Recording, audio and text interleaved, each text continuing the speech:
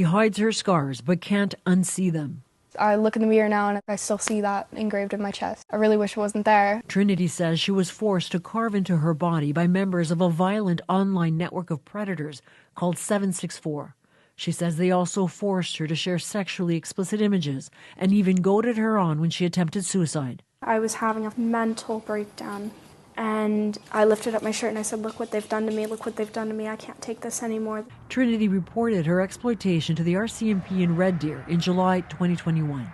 But she and her mother Maria didn't feel their case was being taken seriously until years later when a detective in North Carolina started looking into Trinity's case. Hearing Trinity say, "This is what he did to me," it still is hard to wrap my brain around. For their safety, we're not using their last names. Maybe they didn't take it serious that way because she was the one holding the knife, but it should have been taken serious. Police say 764 and its related groups are terrorizing thousands of children around the world. Its members prowl on popular platforms and lure vulnerable minors into private groups where they push them to self-harm, hurt their pets, and kill themselves. The most horrendous part about it is it's minors doing this to minors. And we're talking about 13-year-olds targeting 16-year-olds, 16-year-olds sextorting 11-year-olds. Alberta police identified the first official 764 case in Canada last year when they arrested a 14-year-old in Lethbridge. Argentino says there are now likely members and victims in every province and territory, and the threat is moving offline. A recent school shooting in Nashville is linked to 764. Several stabbings in Sweden and the murder of an elderly woman in Romania are also tied to the group.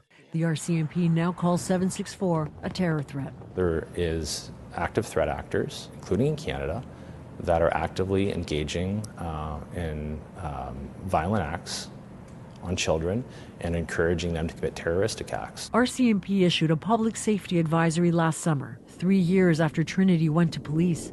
I am glad that they're listening now. I don't ever want to watch another child suffer the way that my child suffered. The FBI and the RCMP have spoken to the family in recent months, but no one has been held accountable for Trinity's abuse. Joanna, it is shocking that most of these cases involve minors victimizing minors. What's next for those who've been convicted?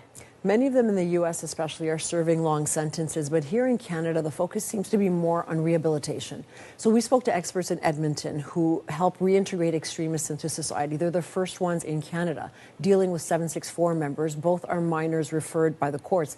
And they told us often predators have their own history of abuse and that with the right intervention, they can develop compassion and empathy. And they say that's critical because they're so young. Without that intervention, the risk is they'll become more entrenched in their thinking. Joanna Emiliotis, thank you. Thank you.